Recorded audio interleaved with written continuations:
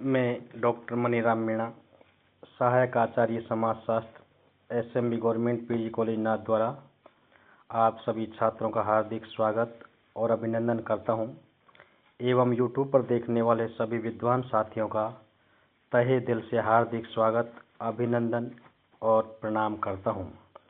आज का हमारा टॉपिक है दहेज का अर्थ एवं परिभाषा, जिसके बारे में आप सभी भली भांति जानते हैं कि दहेज क्या है, क्या नहीं है और ये किस प्रकार से ये एक सामाजिक बुराई के रूप में उभरता जा रहा है।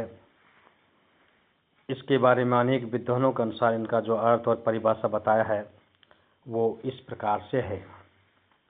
दहेज की समस्या विवाह संबंधी समस्याओं में एक गंभीरतम समस्या के रूप में खड़ी होती जा रही है, जिसने लड़कियों के विवाह को अति दुष्कर कार्य बना दिया है। हिंदू समाज में कन्या का विवाह एक संस्कार के रूप में मान्य है, क्योंकि इसके द्वारा अनेक ऋणों, पुरुषार्थों और आश्रमों की पूर्ति की जाती है। प्राचीन काल में विवाह से संबंधित वर पक्ष एवं कन्या पक्ष एक दूसरे को सम्मान समझते थे और विवाह को सम्मान करते समझते थे, लेकिन धीरे धीरे वर पक्ष स्वयं को उच्च मानने लगा और कन्या पक्ष से विवाह में कुछ राशि अथवा वस्त्र, आभूषण आदि प्राप्त करने लग गया, जिसका नाम दहेज का नाम दिया जाने लग गया है। वास्तव में दहेज वह धन संपत्ति है जो विवाह के अवसर पर कन्या पक्ष द्वारा वर पक्ष को किसी न किसी रूप में दी जाती है, चाहे वो जेवर के रूप में हो, आभूषण के रूप में हो, वस्त्रों के रूप में हो, या किसी नगद के रूप में हो, या कार, मोटरसाइकिल, फर्नीचर, बर्तन एवं अन्य किसी भी रूप में जो उपहार स्वरूप जो राशि दी जाती है वो दहेज का रूप बन गया है। दहेज की परिभाषा अनेक विद्वानों ने जो दी हैं वो इस प्रकार से हैं। फेयरचाइल्ड ने डिक्शनरी ऑफ सोशियोलॉजी में कहा है कि दहेज वह धन या संपत्ति है जो विवाह के अवसर पर लड़की के माता पिता अथवा निकट के संबंधियों द्वारा दी जाती है। मैक्स रेडिन के मतानुसार साधारणतः दहेज वह संपत्ति है जो एक पुरुष विवाह के समय अपनी पत्नी या उसके परिवार से प्राप्त करता है।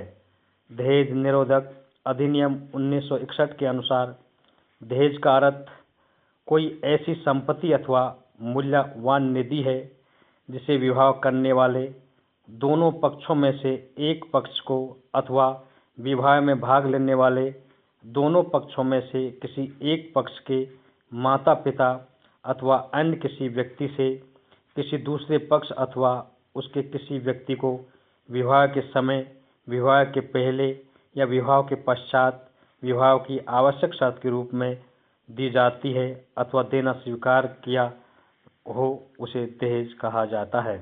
चार्ल्स विनिक ने डिक्शनरी ऑफ एंथ्रोपोलॉजी में दहेज का अर्थ इस प्रकार स्पष्ट किया है, वे बहुमूल्य वस्तुएं जो किसी भी पक्ष के संबंधी विवाह के लिए प्रदान करें, दहेज कहलाता है।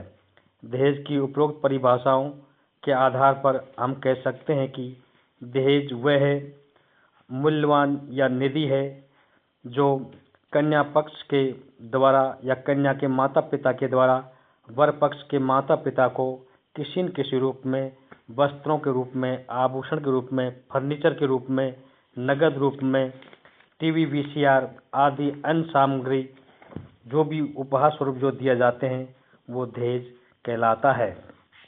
अतः सन 1961 का जो दहेज निरोधक अधिनियम है उसके अनुसार ये भी समाहित किया गया है कि इस परिभाषा में दहेज को विवाह के एक आवश्यक शर्त के रूप में दिया जाने वाला बताया गया है।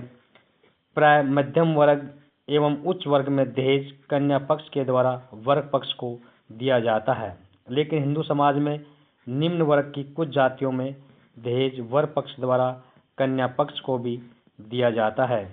दहेज की प्रथा समाज में प्राचीन काल से ही चली आ रही है, किंतु उस समय दहेज अपनी इच्छा से दिया जाता था। माता पिता कन्या को विदा करते समय अनेक वस्तुएं उपहार स्वरूप देते थे और महाराज जनक ने भी अपनी पुत्री सीता के विवाह के समय अनेक आभूषण, हीरे जवाहरात व बहुमूल्य वस्तुएं दी थी। ब्रह्म विवाह में पिता वस्त्र आभूषण से सुसज्जित कन्या का विवाह योग्य वर के साथ करता था।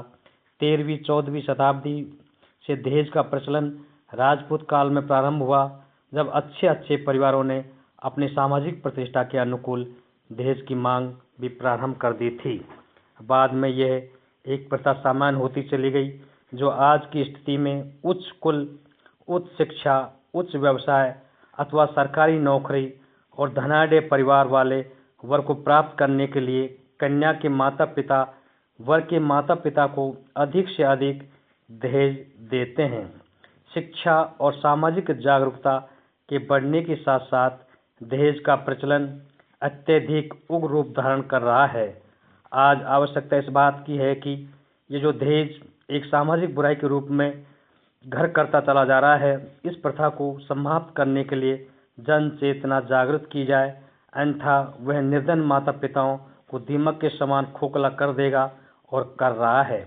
समाज के समक्ष आज ये सबसे बड़ी चुनौती है कि जैसे अल्तेकर ने कहा है, हिंदू समाज के लिए यह एक उचित समय है कि दहेज की इस दूषित प्रथा को, जिसने अनेक अबोध कन्याओं को आत्महत्या के लिए प्रेरित किया है, समाप्त कर दिया जाए।